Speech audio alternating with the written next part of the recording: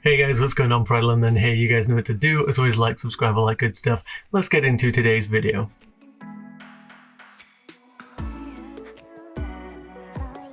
So starting off, yes, I'm in a different setting again. It feels like I'm jumping around all the time at the moment. But it will just be for like the weekend. After that, we'll be back to normal. We'll be in the nice new setup. So we're starting off with a bit of news. Edouard Mendy basically has been confirmed and finalised now. I know I said this before, and it basically was. The deal was literally like 99.9% done. And then they decided that they wanted to throw Tomori in on the deal. And it sort of threw everything out. It threw Chelsea's like sort of plans out, because we were just sort of like, I thought we'd agreed on a fee and like the add-ons and everything. And now you're bringing this up right at the end. It's not the nicest transfer tactic, because if you'd let us know from the beginning that that's the only way you're accepting this, then maybe we could have come to an agreement, but we don't know. The situation is that Edouard Mendy has packed up his bags and everything. He said goodbye to his teammates. He's moving to London, so he is going to be joining Chelsea in the next couple of days. We'll see the announcement. Not going to be playing for the Liverpool game, of course, which I will be previewing later on in this video. So yeah, basically that's the situation. But also, Tomori has been spotted moving out, and he is packing his things up and is going to be moving on loan somewhere. So is it to Rennes? Is it part of this deal? Possibly. We don't know that for certain yet, but it is possible. It's also possible that he's going somewhere in the Premier League or in the Championship maybe, or abroad, wherever it could be. But we don't know for sure at the moment whether Rennes actually have got their way with this and managed to nab Tomori on loan at the end of it. We don't actually know for certain it's on loan yet, but I'm 90% sure it is. I'd be very disappointed if we let Tomori permanently go just to sign Edouard Mendy. But yeah, that is the current situation. Edouard Mendy is going to be joining. Tomori is going to be leaving, most likely on loan, but we don't know if it's in the part of the same deal. So we'll see how that one progresses. I'll keep you guys up to date, but we can expect an Edouard Mendy announcement in the next couple of days, pretending if we lose against Liverpool, I could see them announcing it a bit sooner, so that it's a bit more of an uplift of like, oh, okay, even though we've lost this game, there's a big improvement coming in because our goalkeeper is actually not going to be the worst in Europe.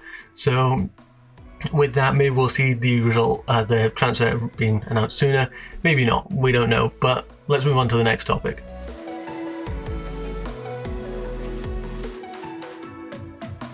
So now we're going to move on to previewing the Liverpool game, and of course this is going to be a massively difficult fixture.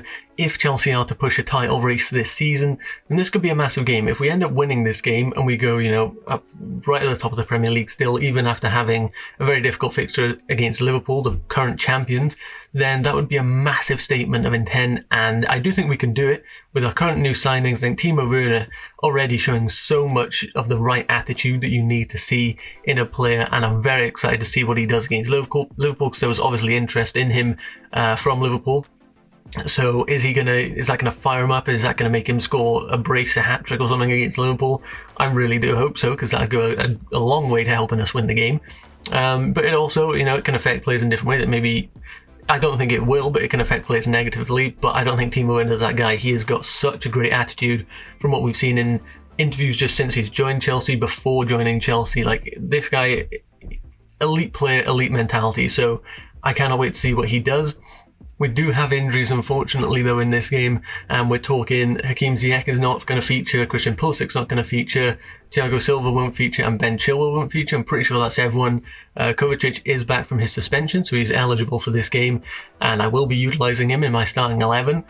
So it's a difficult situation. We're basically missing our two best wingers, Pulisic and Hakim Ziyech. I'm pretty certain that's safe to say, which really does suck, and we really could use them.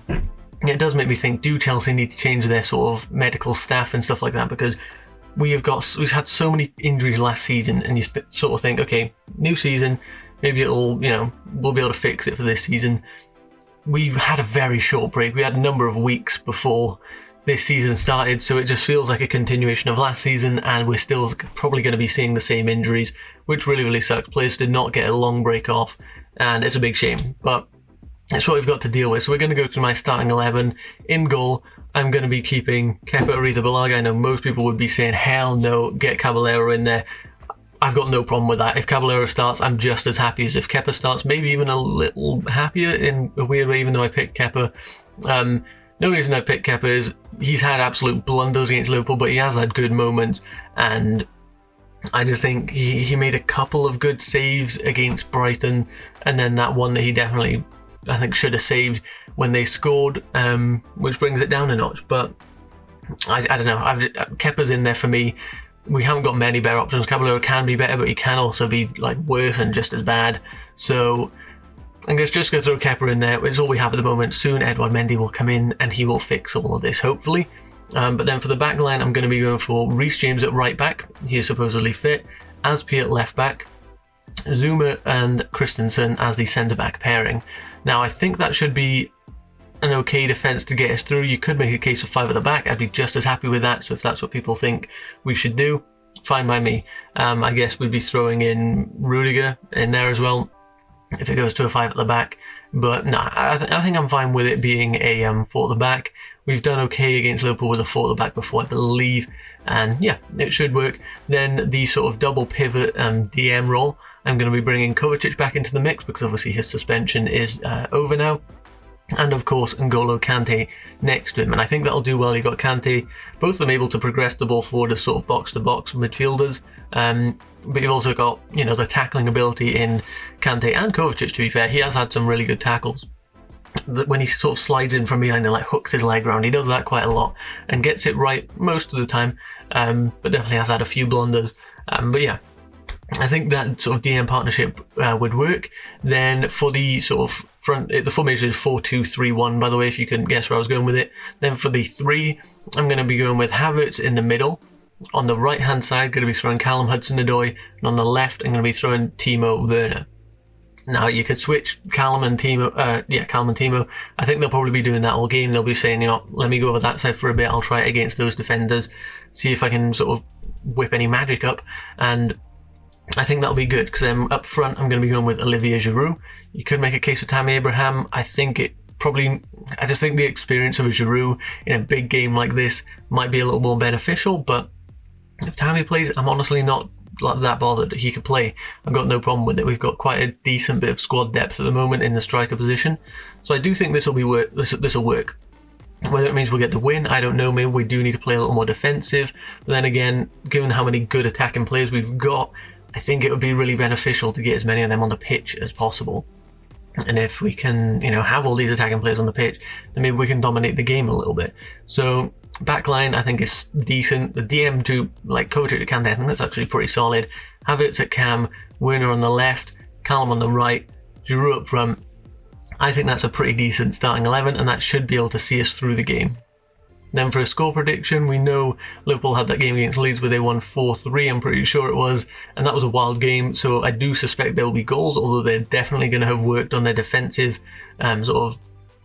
play, because they cannot be affording to concede that many goals every game, because they might not outscore every game and might not get 2 penalties every game. So they definitely, scraped by against Leeds. I think this game might be a draw, and I'm going to say a 2-2 draw. So quite a few goals, but a draw. And I would be very happy to be proven wrong and see Chelsea 2-0 the current champions. That'd be lovely. But I'm just not too sure we're there yet. I think we need to gel a bit more. I think we need a player like Pulisic in this team. Although the wing combination of Callum and Timo isn't actually all that bad. It could definitely work. But you could, there's different ways you could work this team. We could play Mason Mount on the wing and have Timo up front instead of having Giroud on the striker role. There's lots of different ways that we could do it. I just think this one is what I would personally choose, and maybe that's why I'm not a manager, because maybe it won't work. But we'll see how the game goes.